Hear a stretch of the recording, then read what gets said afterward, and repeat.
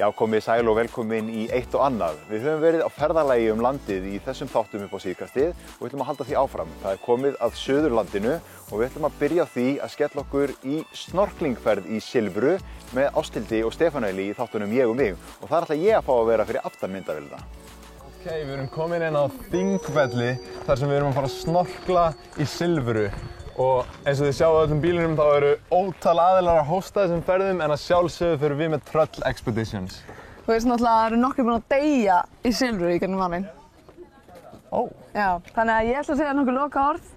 Ást og friður, bara ég elska ykkur öll, takk fyrir að bara vera frábært. Hefur eitthvað við þetta að bæta? Já, ekki bara kýla á þetta. Bara kýla á þetta. Ok, nú erum við pullin upp á Tröll-bílinn að fara að græja þetta.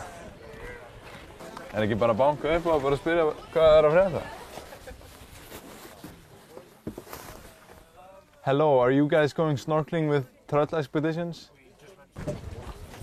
Ekki sál hér? Er þetta ekki hún bara?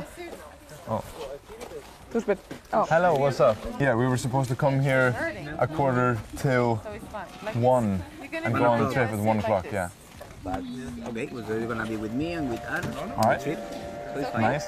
I know a place that we could go. Oh yeah. Just take my hand. Walk you to Hvað á ég að gera? Yes? Nei, hvað á ég að gera? Okay, no. No. Just take my hand and I'll walk you to Japan. Going on a trip to swim in Silfrá. Snillingarnir. Hey.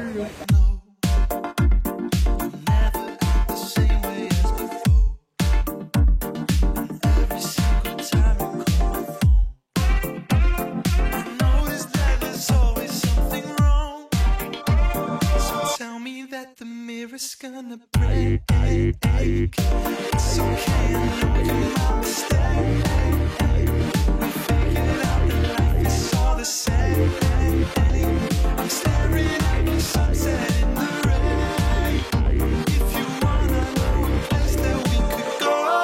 Veitu, það stóð aldrei á samt blaðinu góða hvort maður væri syndur eða ekki. Ég náttúrulega kann ekki að synda, sko.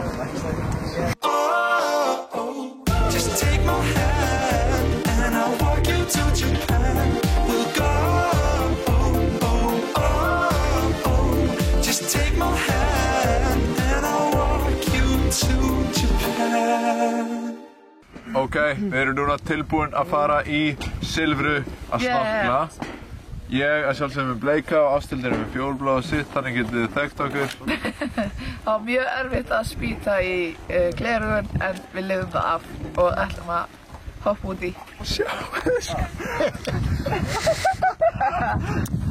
Góði nýtt plan. Þetta verður fyrstur í gegnum leiðina vinnur.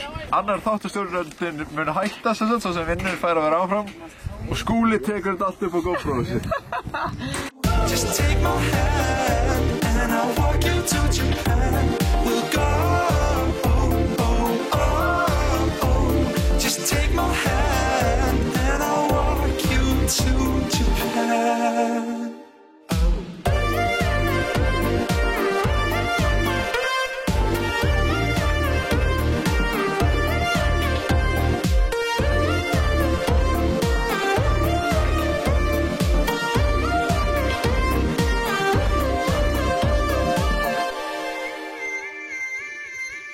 Það var gæðin.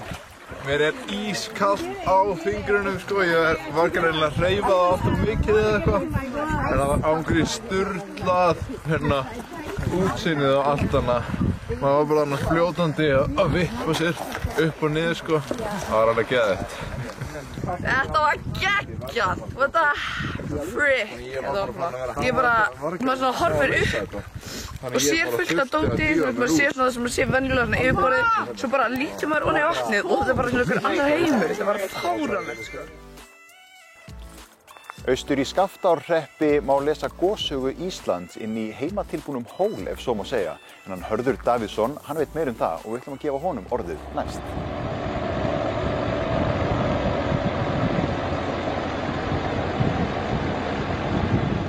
Hvað er hérna inni? Hvað er þetta sem býður okkar? Þetta jarðhýsi sem að sýnir okkur öskusöguna í 1000 ár. Og hvernig var þetta til? Þetta var bara, við erum í ferðaþjónustu og erum alltaf að leita að afþreyingu fyrir ferðamenn og við höfum orðið áskynjað þess bara að fólk í meira mæli vill lesa og les sögun okkar og er forvitið og þetta féll þeim vel í geð að opna svona lítið öskubyrgi. Við erum stödd skammt frá Hótel Laka í Efrivík í Landbroti og hér inn í þessum hól má sem sagt lesa eldfjallasöguna 1000 ára gossögu landsins.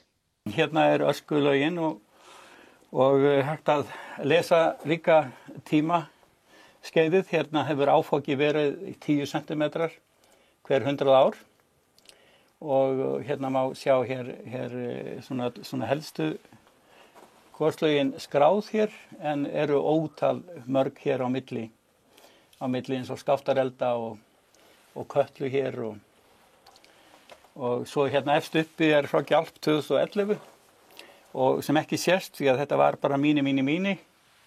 Þetta tók ekki nema 2-3 daga og askan hér var svona 4-5 cm. En ef þetta væri komið farg ofan á það lag þá trúlega sæist það alla hér sko.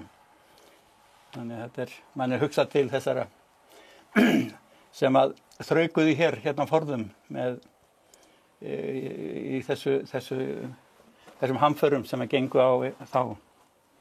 Skaftareldar eru fólki hér afskaplega ofarlega í huga. Er það ekki rétt? Jú, það er rétt. Þetta er sko náttúrulega Skaftáin og Skaftáreldar og þetta er svo stutt síðan að við erum að hreinlega að hérna reyna að lifa í sátt við náttúruna bara. Þið vitið hvað þetta getur þýtt? Já, við vitum hvað þetta getur þýtt og óttu svo sem það ekki sko. En það breyttist mikið byggðin hérna? Já, hún breyttist mikið og fór náttúrulega fjöldamörg bíli í eyði, bæði fóru undir hraun og svo fjölmörg náttúrulega sem fóru í eyði bara utan hraunbrúnar sko, það var fólk bara flýði og dó. Nú sjáum við hérna Kötlu 1918. Við fáum stöðugt fréttir af því að hún sé nú svona kannski aðeins að bylta sér núna. Hvernig fara slíkar fréttir í ykkur hérna? Það sko, við höfum sem ekkert með það að segja hvort hún komið eða komið ekki. En marg okkar viljum helst lifa það sko, ef hann á að koma á annað borð. Það er nú kannski málið. Við erum búin að upplifa svo margar hæringar og margir eru að vonast eftir henni, aðrir eru óttast hana og sérstaklega þeir sem náttúrulega sem að hafa sem mun eftir henni, þeir myndum ekki vilja sjá hana aftur. En þetta er nú bara mjög spennandi náttúra í kringum okkur og bara lifum bara með henni og tökum því sem henni ber. Fræðslustígurinn með sinni álfakirkju og álfasögum er stórmerkilegt og frumlegt framtak sem óhætt er að mæla með. En þetta er hluti af stærri afþreyingu fyrir ferðamenn, er það ekki rétt? Jú, við erum hér á endastöð á svokölluðum fræðslustíg en innan hans er álfabyggð með sögum, fuglaskoðunarhús og Skaftáreldar tættur sem þar fór hús í eyði í Skaftáreldunum og síðan hérna eru við hér á endastöð á þessum stíg. Og hvað er þetta langt? Hvað maður lengi að ganga þetta? Þetta er svona, ef maður tekur þetta svona rólega þá er það svona 1,5 tími. Á Suðurlandi eru margir fallegir og áhugaverðir hellar. Einn af þeim er Raufarhólshellir eða Lavaltunnel eins og erlendu ferðamennir þekkja hann. Ég ætla ekki að lofa vitsmunalegu ferðalagi en það verður mjög skemmtilegt og ég ætla að lofa því.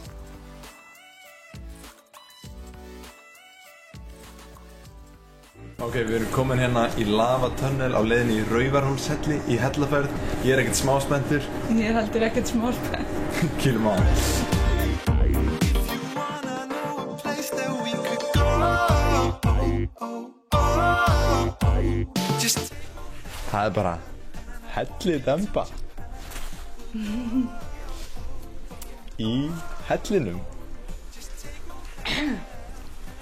og hellingur af steinum.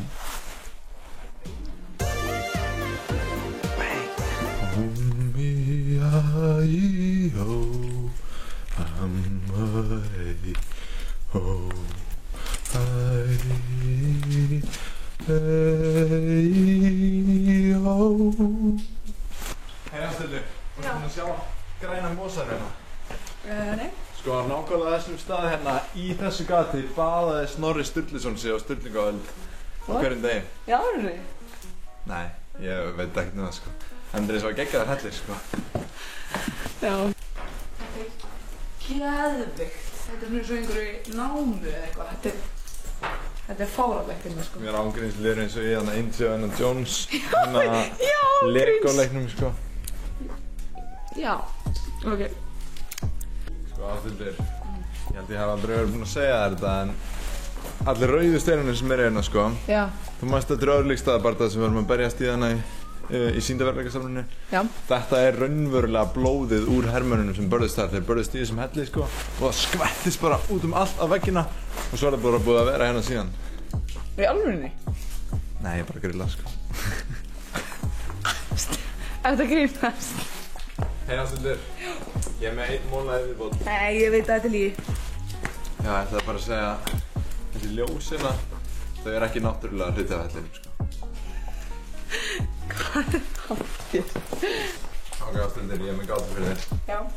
Á hverju síðum var heitt vatn? Hellu? Nákvæmlega. Ásthildur, hvað segir maður þegar einhver búinn að svína fyrir manni í umferðinni? Astni, farðu þér þetta ekki? What the hell? Einn partur af hellaupplifuninni er að slökkva alveg ljósin. Sem betur fyrir erum við með ljósastörun að Skúla hérna til þess að lýsa okkur upp. Viltu slökkva á þessu Skúli það? Ok, sko, þú sérðu rauða litin hérna upp í loftinu og alls þar í hellinum. Það var einu svona vitur maður sem sagði mér það að þetta væri sami rauður litur á Mars, sko. Þannig að vísindamenn hafa komið hérna og rannsakað þetta til þess að gá hvort þeir geti tengt þetta eitthvað til að finna líf á Mars. Þetta eru lifandi þörungar sem eru hérna í þessu, sko. Ertu djóka?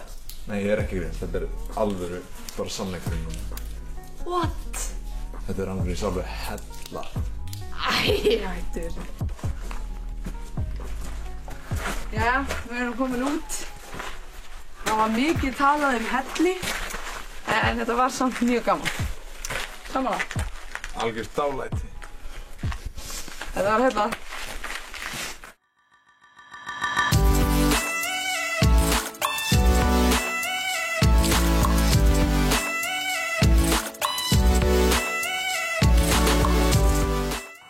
Já, við vorum að kíkja á Raufarhólshelli og núna næst ætlum við að kíkja á Marðarhelli. Margir þekkja söguna af Gunnar og Helga frá Keldunúpi og við ætlum að heyra þá sögu í leiðinni. Sagan af bræðrunum Gunnari og Helga frá Keldunúpi er kannski ekki svo frægasta í hópi Íslendingasagna. En hefur þó alltaf lifað með fólkinu í Mörtungu í Skaftárhreppi, kannski ekki síst vegna þess að sögusviðið er svo nálægt. Við erum stödd fyrir frá Mörðhellir, eða Marðarhellir og sagan segir að hérna hafi búið landnámsmaðurinn Mörður, búið inn í þessum helli og þaðan er væntanlega nafnið á bænum komið, semst Mörtunga eða Mörðtunga eftir þessum Mörði. Og hefur hann verið þekktur lengi, þessi hellir? Já, ábyggilega frá landnámstíð, þannig að allavega, ég er nú ekki svo gömul en allavega verið vita á honum alveg. Pabbi minn og afi minn og allir vita á hann alla tíð, sko. Þegar þú varst að alast upp hérna, var þetta spennandi staður? Já, mjög. Þetta var alveg svona, maður kom hingað og það hrynur reglulega fyrir hellinn. Þetta var alveg svona ágætisverkefni þegar maður hafði ekkert gera að grafa upp Mörðhelli og kíkja þangað inn.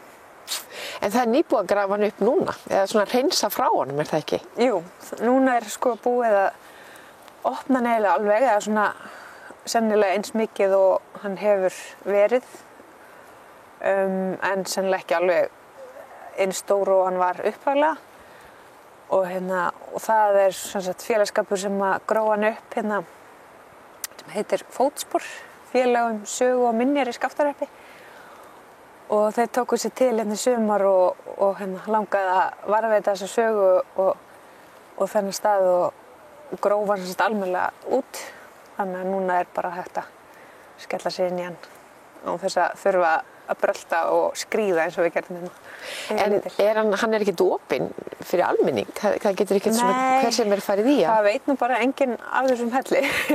Eiginlega enginn í sveitinni heldur. Þannig að við höfum svo sem ekkert verið að auglýsa hann. En það megi allir koma að kíkja á hann en þetta ekkert svona opið fyrir ferðamönnum eða neitt þannig. Þannig að markmiðið með þessu eiginlega bara svona að vernda hann frekar en ekkert endilega nýta hann? Já, bara vernda hann og halda hann við. En það bjuggu það var fleiri búi það ekki heldur en Mörður landnámsmaður? Jú, það sem sagt getið hennan helli í Gunnarssögu Keldunúpsfífls og þar voru bræðurnir Gunnar Keldunúpsfífl og Helgi, bróðir hans, sem voru frá Keldunúpi, bæ sem rétt fyrir austan. Og þessi bræður voru sem sagt lent í einhverjum slaga áflogum við bræður frá Hörslandi og eftir þannig slag þá ætluðu Hörslandsbræður að hefna sín og koma og hitta Keldunúpsbræður en þá voru þeir komnir hingað upp í Mörtungu og vissu sem sagt að bóndinn í Mörtungu átti eitthvað stað til að geta falið á og þeir bjuggu einn vetur Keldunúpsbræður í þessum helli. Þá fór bóndinn í Mörtungu með þá niður á og inn í þennan helli þar sem þeir höfðust við í einn vetur. Og eitthvað að vita hvort það fór sæmilega þá hérna? Já, það fór víst bara ágætlega þá. Já, bóndinn kom síðan á hverjum degi og gaf þeim eitthvað að borða og sagði þeim fréttir og Hörslandsbræður voru að leita að þeim náttúrulega allan veturinn og svo reyndar var þræll frá Geirlandi sem bærinn hinum megin við ána. Þrællinn hafði eitthvað verið að líta eftir kindum og sá þá mennina tvo, eða sem sagt bræðurnar hinum megin við og slúðraði því náttúrulega hann hefði séð þá bræður. En jú, ég held að það hafi farið ágætlega þá. Veistu af hverju hann fékk þetta viðurnefni, Keldunúpsfífl? Hann var bara frekar óvinsæll gaur, sko, held ég. Og bara einhver hrotti, held ég. Óvinsælasti gæinn í sveitinni? Já, eitthvað svoleiðis. En takk fyrir að taka á móti okkur og takk fyrir að leyfa okkur að sjá hann. Já, ekkert mál. En af þeim bræðrum svo það helst að frétta að Gunnar náði heilum sáttum við alla sína sveitunga og sat í friði alla ævi og þeir bræður báðir. Svo líklega óhætt að segja að Gunnars saga Keldunúpsfífls endi farsællega.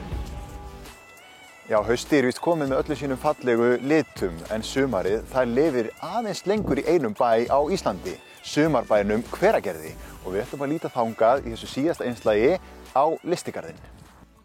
Síðasti garðurinn sem við skoðum í Garðarölti á N4 Listigarðurinn Fossflöt, almenningsgarður Hvergerðinga. Hérna margt að skoða eða einfaldlega rölta garðinn og njóta í rólegheitum. Garðurinn einn af þeim stöðum sem maður verður hreinlega að skoða í Hveragerði. Okkar leiðsögumaður sjálfur umhverfisfulltrúi bæjarins. Já, þetta rosalega skemmtileg staðsetning rétt við það sem við köllum miðbæinn og með Árbakkan og við Anna, þar sem hún rennur í gegnum bæinn og við Gilið og við það sem í rauninni var alveg upphaf byggðar í Hveragerði, þannig að það að mörgu leyti mjög skemmtileg staðsetning. Þetta fjölsóttur staður? Já, mjög. Það sérstaklega við sumartíman en auðvitað allt árið kring en sérstaklega við sumartíman þá það mjög vel sóttur bæði af heimamönnum sem náttúrulega mjög ánægjulegt og af þeim fjölmörgu ferðamönnum sem fara í gegnum bæinn. Þannig að þeir koma mjög gjarnan við og borða nesti og staldra við í skjólinu og oft góða veðrinu í garðinu og njóta. Þannig að maður heyrir oft í alls kyns tungumál. Já, ég held að maður hafi heyrt nánast öll heimsins tungumál sko. Það ekki spurning sko. það eru nokkri inngangar inn í garðinn þannig að svona aðgengið nokkuð gott. Já, það fínast aðgengið hérna. Það eru aðalingangarnir eru hérna sunnanmegin, 2 fyrir gangandi og síðan aðkoma fyrir náttúrulega bíla og tæki, sem sagt þegar að þessi þörf, varðandi hátíðarhöld og umhirðu og annað slíkt. Og síðan hægt að komast hérna norðamegin eftir göngustíg gegnum gilið inn í garðinn. Hvað með þær plöntur sem eru hérna, er lögð áhersla á að hafa þær íslenskar? Það náttúrulega bara upp og ofan sko. Náttúrulega flest trén hérna eru náttúrulega upprunalega erlend því að það nú ekki nema eiginlega birki og reynir og víðitegundir sem eru alíslenskar en það hellinga því líka. En blómin náttúrulega koma alls staðar að sem við notum til að skreyta garðinn á sumrin með. Er það vel hannaður garður? Já, það finnst mér. Hann hendar mjög vel í sínu hlutverki því að hann hérna erum við náttúrulega með mikið af okkar hátíðarhöldum og athyglisvert að það eru bæði stór flöt hérna fyrir framann, það sem við sitjum á og síðan smærri flöt með brekku baka til, þannig að það hægt að vera hvor megin sem með hátíðarhöld eftir í hvað menn að hugsa í þeim efnum. Reynir Vilhjálmsson sem að hannaði garðinn, þannig að hann hefur verið framsýnn. Já, ákaflega, afskaplega framsýnn í þessu. Það eru hérna skilti skáld og Já, því að við erum náttúrulega ekki bara blómabærin, því að við erum líka mörguleyti skáldabærin, því að hérna hafa og búa enn náttúrulega fjölmargir listamenn og merkileg skáld sem hafa búið hérna í gegnum tíðin og búa enn. En ástíðirnar, hérna fallegt á haustin. Já, hérna ef að veður leyfir og að fíkur ekki allt í burtu sem að gerist náttúrulega afar sjaldan hérna, þá náttúrulega geta orðið afskaplega fallegir haustlitir hérna og afskaplyndislegt að vera hérna á þeim tíma. Þannig að hver ástíð hún hefur sinn sjarma hérna á Fossflötinni? Já, sjálfsögðu og síðan náttúrulega fátt fallegra en þegar maður sér hérna jólaleytið jafnfallinn snjó yfir öllu, allt klætt í hvítt teppi. Það gerist ekki mjög oft en það er rosalega fallegt þegar það gerist. Eigum að færa okkur hérna aðeins ofar í garðinn og líta á varmana sem að renna í gegn? Já, endilega. Það er stórmerkilegt að sjá það. Nei, ekki spurning, segir umhverfisfulltrúinn. Glöggir áhorfendur tóku líklega eftir boltaurriða stökkva rétt við Reykjafossinn. Það ekki margir almenningsgarðar sem búa svo vel að hafa rennandi stangveiði á, þar sem fólk getur jafnvel séð stökkvandi fiska. Höskuldur, Reykjafossinn hérna fyrir aftan okkur og svo eru rústir hérna líka sem að eru sögufrægar. Já, þessar rústir, þetta grunnurinn að Ullaþvottastöðinni sem var reist hérna árið 1901 og starfaði síðan til það bil 1915 og þetta nánast þetta segja sé eiginlega allra fyrsta hús bæjarins eða nánast. Þannig að þetta núllpunkturinn, hérna byrjaði þetta allt saman. Fyrir 120 árum tæpum. Og svo Reykjafossinn. Og Reykjafossinn sem náttúrulega svolítið hjarta bæjarins og maður var stolt af honum, en það ákaflega fallegu foss og mikið myndaður eins og við kannski sjáum í bakgrunnum að hann vekur athygli og síðan náttúrulega mikil hefð hjá krökkunum í bænum að synda hérna og stökkva niður fossinn og gera alls konar kúnstir og þau halda því áfram alveg fram á þennan dag. Þannig að það mjög, mjög skemmtilegt. Þó að sé kannski smá áhætt í því, þá enginn færi mjög illa að því, þannig að það bara mjög gaman að því. Þannig að þetta svæði allt hérna, þetta dregur mikið að sér? Já, alveg gríðarlega. Hérna fólk alla daga og sérstaklega þegar veðrið eins og núna, þá alltaf stöðugur straumur af fólki. Hvernig sér þú framtíð garðsins fyrir þér? Verið það svona spá og spekuleira eitthvað breyta viðhaldi eða byggja enn frekar upp? Það náttúrulega alltaf verið að horfa til þess hvað þarf að gera. Við náttúrulega höfum áhuga á að endurbæta sviðið hjá okkur og síðan heimild fyrir því að setja hérna fyrir ofan, sem við getum séð í skipulagi, þá heimild fyrir því að setja upp lítið kaffihús eða einhvers konar smá aðstöðu hérna fyrir gesti garðsins. Þannig að það ýmislegt sem menn hafa allavega hugsað og svona opnað fyrir möguleikana á.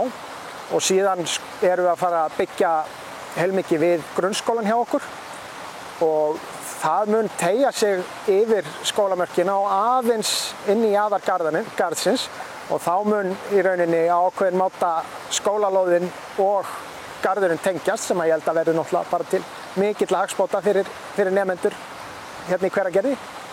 Þannig að garðurinn hann verður hjarta bæjarins í nánustu framtíð? Já. Hann er alveg fastnegldur niður í öllum okkar skipulögum og öllum framtíðaráætlunum, þannig að hann er ekki að fara neitt. Og stolt? Já, við erum ákaflega stolt af honum og verðum það áfram, ekki spurning. Varmá er þekkt veiði á.